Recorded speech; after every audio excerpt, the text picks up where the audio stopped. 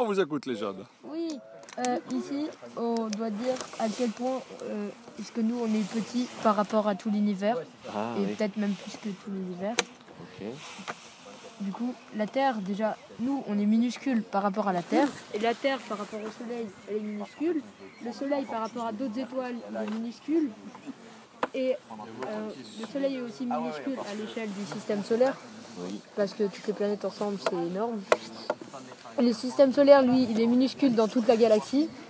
C'est même pas point limite microscopique. Et les galaxies, ça, c'est le W de Cassiopée. Et si on prend en bâche, on peut voir la Voie lactée, comme ça. Ou comme ça. Et là, c'est la casserole.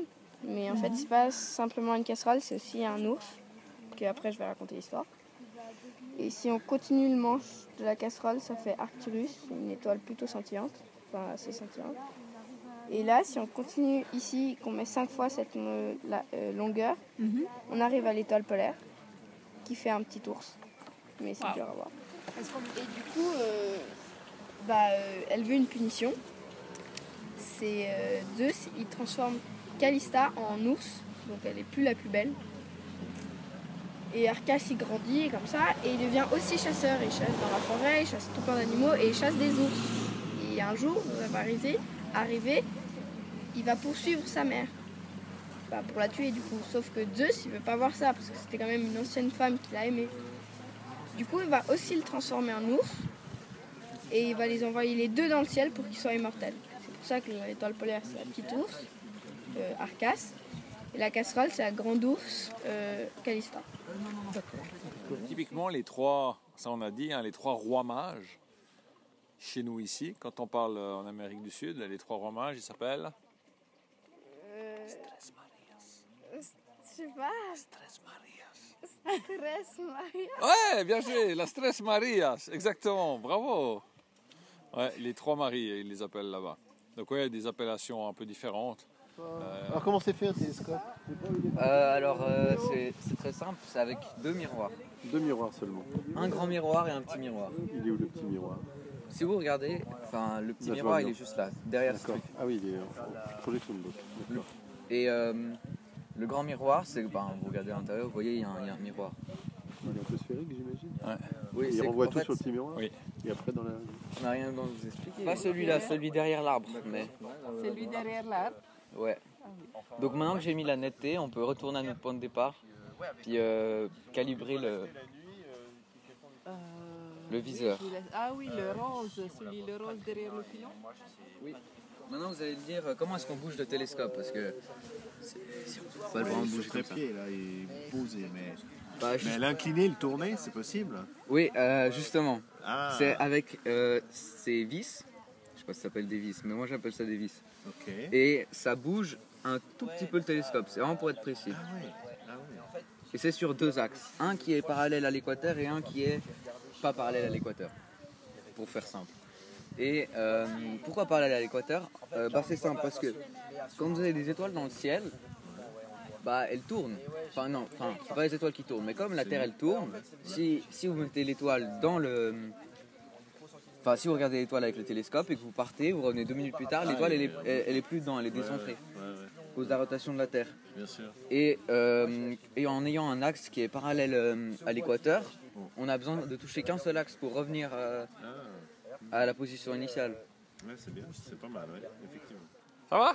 Ouais, je suis au chômage pour quelques minutes. C'est bien, une petite pause. Pas si facile que ça à prendre en photo en fait, mais je crois qu'il y en a deux types. C'est paysage nocturne, donc c'est tout ce qui se voit à l'œil nu. Oui. Donc voilà, et puis ciel profond, ça c'est ce qu'on voit pas. Et après, il y a un équilibre à faire. Je sais pas si vous connaissez à peu près les appareils photo. Un peu, ouais. Ouais, ok. La chose la plus importante, je pense, c'est le temps d'exposition. Ouais. On doit prendre 500 et le diviser par... Ça, j'arrive jamais à nommer. Comment on... C'est la focale. La focale de ton Ouais, objectif. c'est la focale. Ok. Et on divise par la focale qu'on utilise. Là, par exemple, en l'occurrence, moi, des fois, je fais 35, ça me facilite la vie. Et plein format, donc le capteur, c'est la taille du capteur qui prend la lumière. c'est 500 on utilise pour le plein format et moi j'ai un APS-C. 500 c'est une base de quoi? C'est un chiffre qu'on a trouvé. Ouais, c'est un chiffre comme ça, c'est une valeur absolue. C'est une règle empirique. Peut-être 500, c'est ça une marche règle, bien. ouais, c'est ça. Ok. Et puis pour les APS-C, donc capteur un petit peu plus petit, c'est en l'occurrence moi, c'est 350. Et du coup, par exemple, là, je diviserais 350 par 35 et ça me donnerait 10 secondes. Et 10 secondes, c'est le temps à pas dépasser pour pas que quand je prenne la photo, les étoiles, elles filent et il y a la traînée blanche derrière. C'est exactement ça. Et après, si l'étoile elle était petite, ensuite ça se transforme en une naine blanche. Et puis si elle était plutôt grande, elle devient un trou noir ou une étoile à neutrons. D'accord, c'est compliqué hein. Hypothèse. Ouais. Donc si tu tombes dans un trou noir, tu te désintègres complètement, c'est ça? Non? Mais surtout qu'il y a de la gravité énorme de tous les côtés, il me semble. Alors on est compressé, du coup, Ouais. il me semble.